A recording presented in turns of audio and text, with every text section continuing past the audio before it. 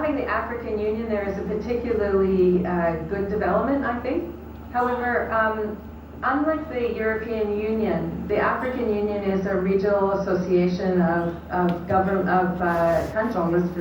Yes, whereas the European Union is an unusual supranational organization that has its own, that's right, and it has its own policies that affect all of its members in a way that the AU does not. So, and I don't know of any other real regional organizations that have that kind of role. So I could see organizations like ASEAN wanting to be part of the G20, but I can't see that development happening anytime soon. Again, the country that holds the ASEAN presidency is almost always at the summit.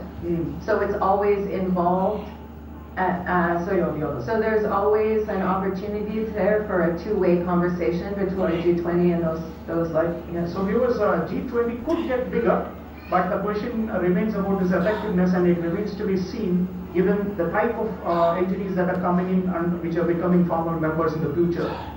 John, Indian presidency compared to the last 17 summits, how do you see, what is it that we have brought to the table? I mean, we have been saying Global South is the main thing that defines us, but in your view as a scholar who has observed so many presidencies, what would you think are the top 2 or 3 things that India has distinctly brought to the G20 process, which are benefiting the G20 and which are improving the chances of its delivery? Well, when Mr. Modi assumed the chair, even before, at the end of the previous summit in Bali, Indonesia, he outlined his priority, and they were pretty good. The slogan often dismissed, shouldn't be, right? One Earth, one family, one future. One Earth, he put the natural environment first, and no other presidency have done that.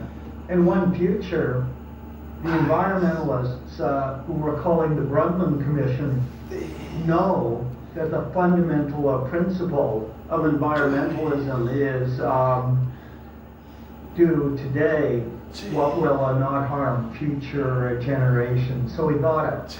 And in his innovative priority, lifestyles for the environment, which every day and every way, everything we do causes climate pollution, so everything we start to do can stop it. And India has enormous credentials here.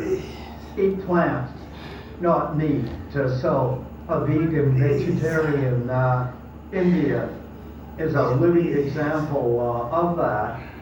And yes, we do require governments to act and not just individual citizens. They need the right set of incentives. But Mr. Modi also includes climate action. And well before the climate emergency, we all know, arose in the summer of 2023 and will endure for the foreseeable future without decisive action now. Another real innovation with gender equality, been on the agenda, but never before has it been linked to development, right?